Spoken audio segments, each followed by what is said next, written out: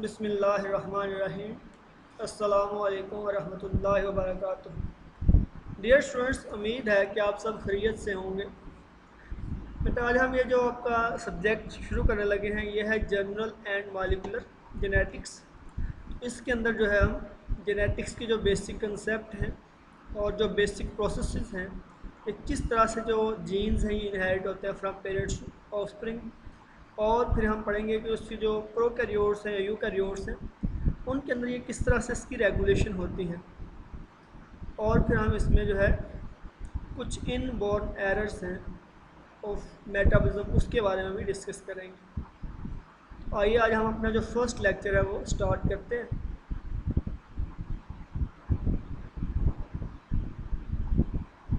तो ये हमारे मेंडेलियन जेनेटिक्स फिर इसको कहते हैं या क्लासिकल जेनेटिक्स। तो इसमें हम इसके जो बेसिक कंसेप्ट है वो मैं आपसे शेयर करता हूँ। तो सबसे पहले बेटा व्हाट इज़ जेनेटिक्स। तो हमने इसको एक ओल्ड डेफिनेशन है कि genetics is the study of how living things receive common trades from previous generations. ये जो ट्रेड्स हैं किस तरह से ट्रांसफ़र होते हैं फ्रॉम पेरेंट्स टू ऑफस्प्रिंग। लेकिन ये एक पुरानी डेफिनेशन है। अब जो न्यू ये है कि ट्रेड जो है ये बेटा आगे ट्रांसफ़र नहीं होते, बल्कि क्या होते हैं, जीन जो होते हैं ये ट्रांसफ़र होते हैं पेरेंट्स टू ऑफस्प्रिंग। फिर जो इन्वायरमेंट है वो बताता है कि अब कौन सा जीन जो है एक्टिव होगा। जो लोग कोल्ड इन्वायरमेंट में रह रहे हैं उनके अंदर जो है कोल्ड को टॉलरेट करने वाले जो जीन है वो एक्टिव होंगे, और जो वार्म इन्वायरमेंट में रहते हैं उनके अंदर वार्म को टॉलरेट करने वाले जो हैं, हीट को टॉलरेट करने वाले जीन जो एक्टिवेट होंगे। तो उसको हम कह सकते हैं ये स्टडी ऑफ जीन्स है या study of heredity and variation है। तो हेरिडिटी बेटा ये है कि जब हम क्रोमोसोम्स की स्टडी करते हैं तो उसके अंदर जो फुल सेट ऑफ क्रोमोसोम है जब उसको हम स्टडी करेंगे तो हम हेरिडिटी की बात कर रहे हैं। लेकिन अगर वो जो फुल सेट ऑफ क्रोमोसोम है अगर उसके अंदर कोई चेंज आ जाए, कोई डेविएशन आ जाए, तो हम उसे कहते हैं वेरिएशन। यानी फॉर एग्जांपल एक जो स्पीशी है, ह्यूमन की बात कर लेते हैं, तो उनके अंदर हैं 46 क्रोमोसोम। तो जब किसी के अंदर जो 46 क्रोमोसोम है इसकी जो स्टडी होगी ये होगी हेरिडिटी। लेकिन अगर किसी के अंदर क्रोमोसोम किसी में 45 हो जाए, 47 हो जाए, 48 हो जाए, 49 हो जाए, तो ये क्या हो जाएगी, वेरिएशन। इसको आप कह सकते हैं कि deviation from heredity is known as variation. तो हम हेरिडिटी को भी स्टडी करते हैं और उसमें जो पॉसिबल वेरिएशन हैं उनको भी स्टडी किया जाता है। तो सबसे पहले बेटा हम देखते हैं कि व्हाट इज़ जीन। तो जीन जो है ये यूनिट ऑफ बायोलॉजिकल इनहेरिटेंस है। इसको हम बहुत ही सिंपल ये डिफाइन कर सकते हैं कि ये एक ना सेगमेंट ऑफ डीएनए है जिसको हम फाइंड आउट कर सकते हैं, जिसको लोकेट किया जा सकता है, और ये क्या करता है, एक किसी पर्टिकुलर प्रोटीन को एनकोड कर रहा होता है। ठीक है बेटा। तो जीनोटाइप जो है ये क्या है, genetic makeup of the individual. किसी भी इंडिविजुअल का जो जीनोटाइप है, जो उसकी जेनेटिक मेकअप है, उसको क्या बोलते हैं, जीनोटाइप। और जो हमें नज़र आ रहा होता है जो उसकी फिजिकल अपीयरेंस है उसको कहते हैं फिनोटाइप। तो जब दो डिफरेंट बेटा पेरेंट्स को हम क्रॉस करते हैं तो उसमें जो F1 जनरेशन बनती है उसके अंदर जो ट्रेड जो है अपीयर हो जाए, जो जीन जो है जिसका एक्सप्रेशन F1 जनरेशन के अंदर आ जाता है उसको डोमिनेंट ट्रेट या डोमिनेंट जीन हम कहेंगे। और रिसेसिव कौन सा होता है कि ऐसा जीन जिसका जो एक्सप्रेशन है F1 के अंदर एक्सप्रेस नहीं होता, शो नहीं होता, और उसका जो इफ़ेक्ट है वो हाइड हो जाता है। ऐसे जीन को हम रिसेसिव जीन और उस ट्रेट को रिसेसिव ट्रेट कहेंगे।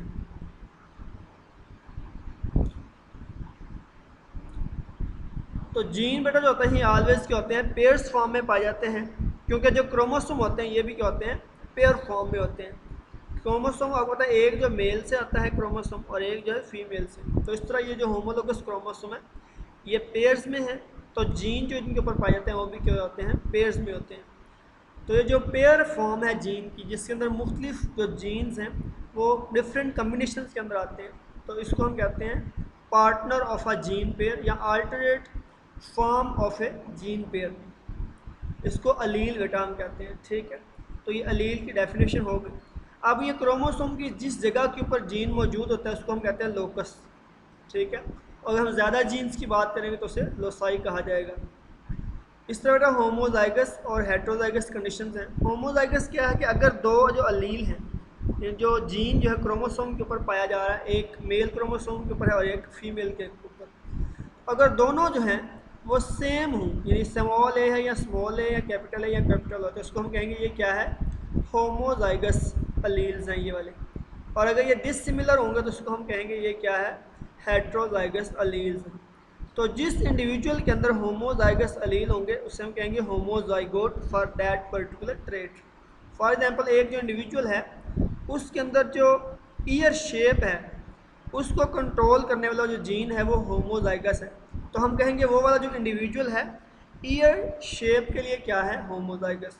तो जिस ट्रेट को कंट्रोल करने वाला जीन जो है वो होमोजाइगस कंडीशन में होगा, वो जिस इंडिविजुअल में होगा उस इंडिविजुअल को होमोजाइगोट कहा जाएगा।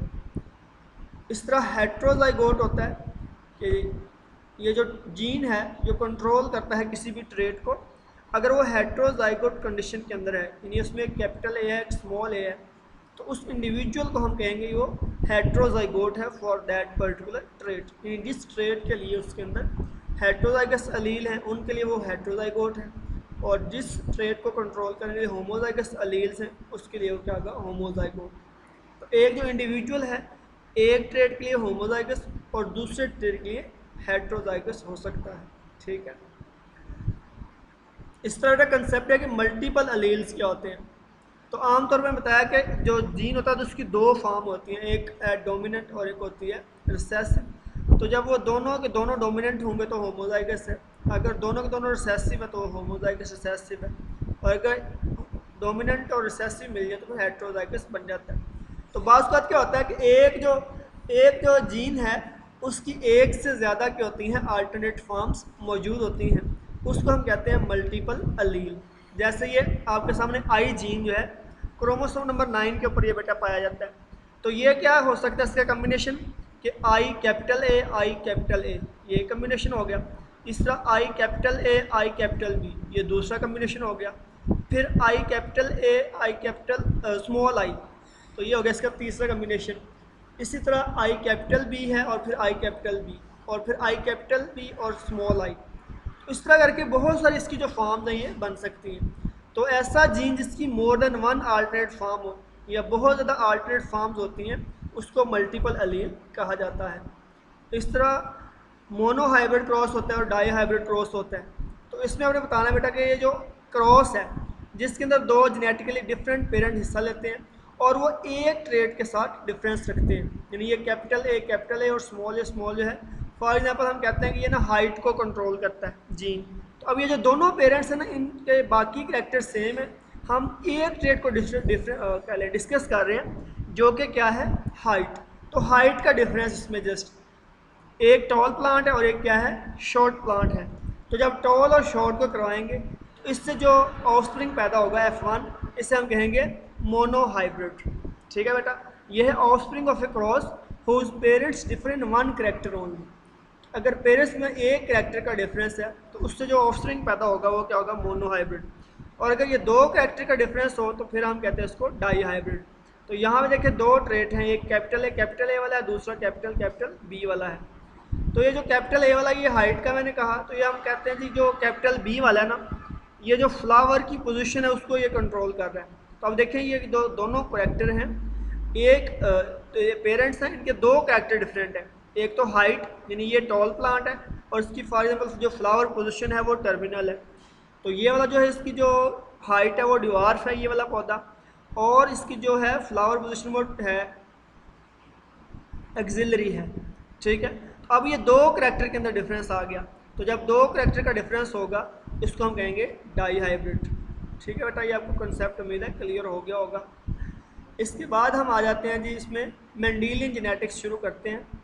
तो यहाँ से हमने देखना है कि जो मेंडल का हुआ था बेसिक इसके अंदर रोल है, इसके अंदर जो है जेनेटिक्स को उसने स्टडी किया और बताया कि किस तरह जो जीन है ये इनहेरिट होते हैं फ्रॉम पेरेंट्स टू ऑफस्प्रिंग। तो इसकी थोड़ी सी बायोग्राफी भी है कि जो मेंडल है ये 1822 के अंदर ये मोराविया के अंदर जो है ये पैदा हुआ।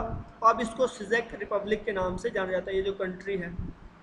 और ये एक फार्मर का बेटा था और इसने वहाँ पे एक मोनेस्ट्री जो है स्कूल उसको ज्वाइन किया। तो ये जो मोनेस्ट्री होते हैं, स्कूल होते हैं, ऐसे होते हैं कि जो वहाँ पे रहने वाले कह लें लोग हैं जो पढ़ते हैं वो वहीं पे रहते हैं, यानी घर नहीं जाते, वो वहीं पे ही रहते हैं, वहीं पे पढ़ते हैं, वहीं पे सोते हैं। ऐसे हम स्कूल को मोनेस्ट्री कहते हैं। तो वहाँ पे ये इसने एडमिशन लिया और इसका बहुत ज़्यादा इंटरेस्ट था हेरिडिटी को स्टडी करने के अंदर। तो इसने जो है वो पढ़ना शुरू कर दिया, लेकिन ये कह लें कि इसका जो ताल्लुक़ था एक गरीब ख़ानदान से था, तो इसलिए वहाँ इसको ना कोई कह लें कि एज सच जो फार्मल एजुकेशन जैसे हम पढ़ते हैं यूनिवर्सिटीज़ के अंदर, स्कूल्स के अंदर, इसने नहीं ली। तो ये जो स्कूल था ना वहाँ पे एक एबट नैप जो कह लें उसका इंचार्ज था उस मोनेस्ट्री का, उसने देखा कि ये जो बच्चा पढ़ने वाला है तो उसने उसको सपोर्ट किया, उसको कहा कि आप जो है अपनी स्टडी साथ साथ जारी रखें। तो इसने ये 1851 से लेकर 1855 तक ये यूनिवर्सिटी ऑफ वियना में पढ़ा भी, लेकिन ये फिर छोड़ दिया क्योंकि इसकी जो कंडीशंस थी फिनंशियल वो ठीक नहीं थी, इसलिए इसने, लेकिन ये जो मोनेस्ट्री है उसके अंदर पढ़ता रहा खुद ब खुद, ठीक है, क्योंकि इसका इंटरेस्ट था। तो वहाँ पे ही एक दिन क्या हो गया, खुद उसका इंचार्ज बन गया और साथ साथ इसने जो रिसर्च है वो जारी रखी। तो इस वक्त इसके कह लेंगे जो लोगों का कंसेप्ट था हेरिडिटी के बारे में वो कोई इतना क्लियर नहीं था। जैसे ये एक ब्लेंडिंग थ्योरी थी, ये कहा जाता था कि क्या होता है कि जो जो हैं कहते लिविंग ऑर्गेनिज्म है, जब उनसे एक न्यू ऑर्गेनिज्म बनना होता है तो क्या होता है कि हर ऑर्गन की एक कॉपी होती है और वो जो कॉपीज़ होती हैं वो इन दी फॉर्म ऑफ डेम्यूल्स होती हैं, ठीक है। वो सारी की सारी जो कॉपीज़ होने के बाद वो या तो एग में और या फिर स्पर्म के अंदर इकट्ठी हो जाती हैं। फिर जब ये स्पर्म और एग मिलते हैं तो वो जो ब्लेंड बन जाता है उससे फिर एक न्यू इंडिविजुअल जो है वो बनता है, ठीक है। लेकिन बाद में हमें पता चला कि ये जो ब्लेंडिंग थ्योरी है ये ऐसा हरगिज़ नहीं होता। और जैसे ये रेड हेयर है, अगर हम इसको किसी रेड हेयर वाले जो पर्सन है उसको ब्लैक हेयर वाला जो इंडिविजुअल उसके साथ क्रॉस करवा दें, उनके जो ऑफस्प्रिंग पैदा होंगे वो मिक्स नहीं होंगे, ठीक है, वो या रेड हेयर वाले होंगे या क्या होंगे, ब्लैक हेयर वाले होंगे। तो ये जो फिनोमिना था उस वक्त लोगों को ये ख्याल था कि जो है ना सब कुछ ब्लेंड होके मिक्स होके फिर एक न्यू इंडिविजुअल बनता है। तो मेंडल ने आके इसके ऊपर रिसर्च की, फिर इसने बताया कि ये जो करैक्टर्स होते हैं उनको जीन कंट्रोल करते हैं, सॉरी फैक्टर्स कंट्रोल करते हैं, और जो है वो इंडिपेंडेंटली असॉर्टमेंट होती है, उनकी सेग्रीगेशन होती है, ये सारा कुछ इसने बताया हमें मेंडल ने। तो मेंडल जो है इसने जो अपने एक्सपेरिमेंट किए थे ये पीस के ऊपर थे और इसने 1856 से लेकर 1865 तक अपने एक्सपेरिमेंट जारी रखे और इसने देखा कि किस तरह वो जो एक करैक्टर है पेरेंट्स से ऑफस्प्रिंग और फिर उनको दोबारा उस ऑफस्प्रिंग से नेक्स्ट उसकी जो ऑफस्प्रिंग है उसमें कैसे मुंतकिल होता है।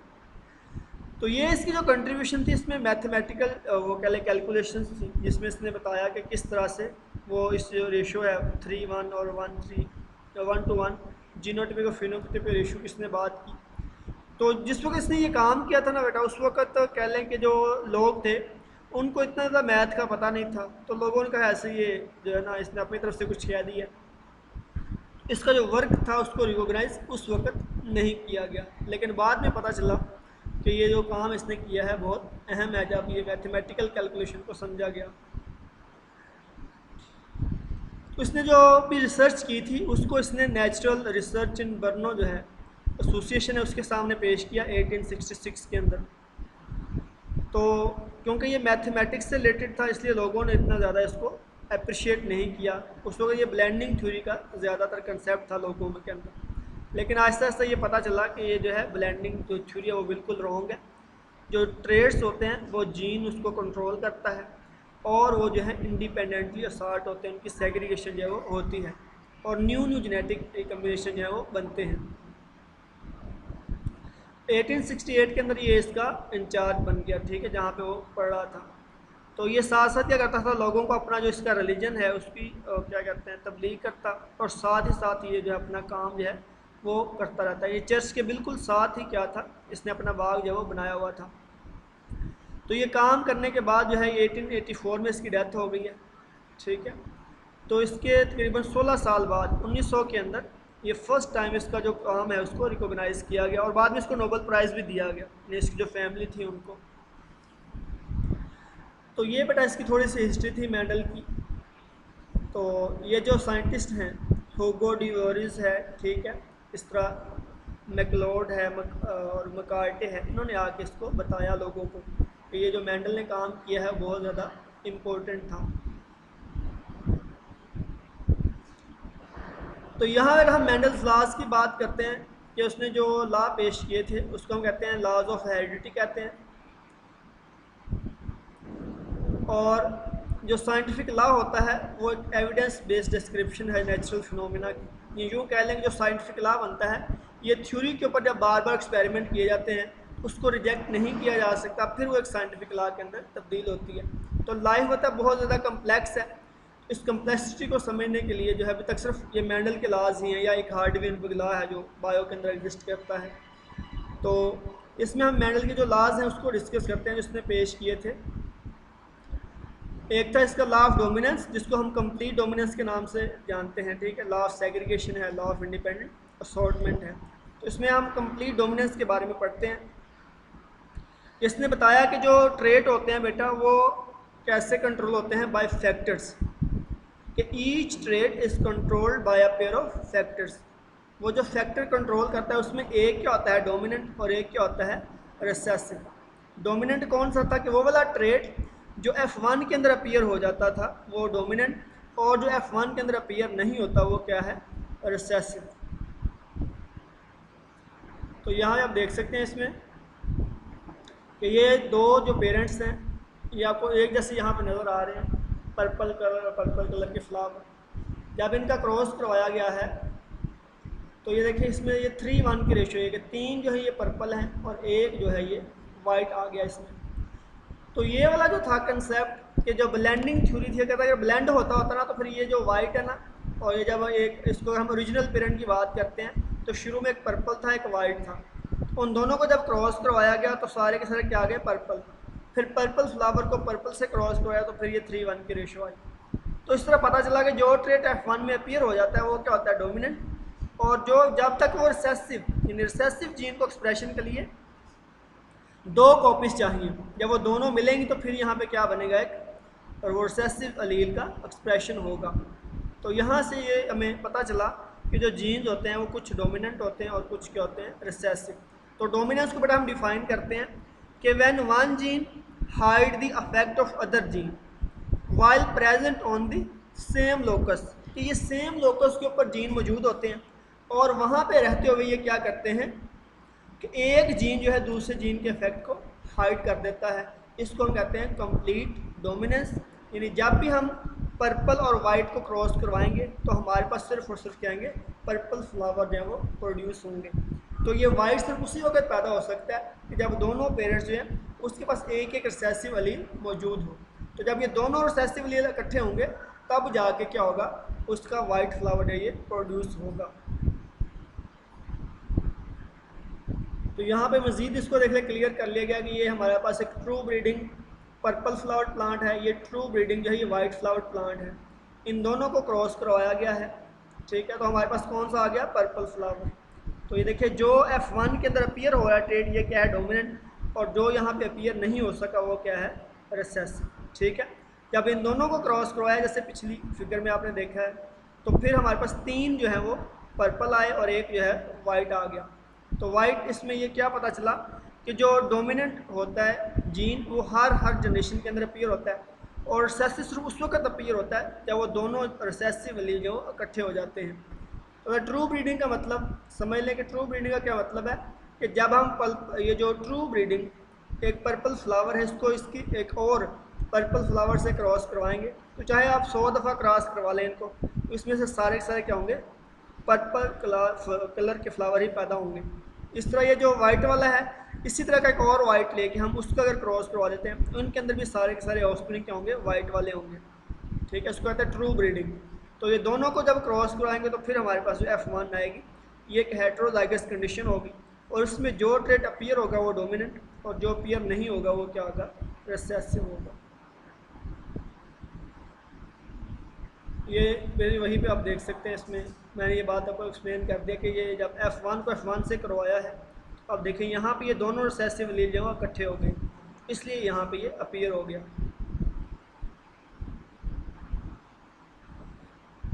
तो इसके बाद जीनोटाइप और फिनोटाइप की हम बात कर चुके हैं। जीनोटाइप क्या होती है? Genetic makeup of the individual, कि ये जो फ्लावर हमें नज़र आ रहा है ये क्या है? इसका पर्पल, ये इसकी फिनोटाइप है। तो इसकी जीनोटाइप ये कैपिटल आर भी हो सकती है और कैपिटल और स्मॉल आर भी हो सकती है। और इसकी जो फिनोटाइप है वो क्या है? वाइट। और इसकी जीनोटाइप क्या है? Small r. तो ये कन्फर्म है कि ये क्या हो, जब ये होंगे तो फिर ही आएगा, वरना नहीं आ सकता। लेकिन यहाँ भी ये डोमिनेंट है, क्योंकि ये दोनों भी, अगर एक कॉपी भी हो तब भी यही आना है, अगर दोनों कॉपीज मौजूद हैं तब भी ये पर्पल ही आएगा।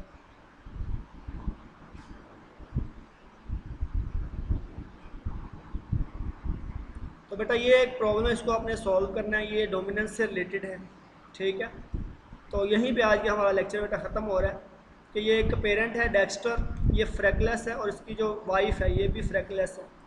फ्रैकलेस का बेटा मतलब है कि इसकी जो स्किन होती है इनकी, उसके ऊपर ब्राउन जो धब्बे हैं, वो छोटे छोटे ब्राउन स्पॉट्स पूरी स्किन के ऊपर मौजूद होते हैं। तो ये जो फादर है इसकी स्किन के ऊपर भी वाइट ये हैं, ब्राउन स्पॉट्स हैं। और जो इसकी मदर है वो भी क्या है, उसके ऊपर भी स्किन में वो ये ब्राउन स्पॉट्स मौजूद हैं। जब इन दोनों की ये क्रॉस हुआ तो जो उनका बेटा पैदा हुआ है उसके ऊपर कोई भी फ्रैकल्स मौजूद नहीं है। तो ये क्वेश्चन ये है कि ये जो अगर फ्रैकल्स यहाँ पे अपीयर हो जाते तो फिर इसको हम डोमिनेंट कहते हैं या रिसेसिव।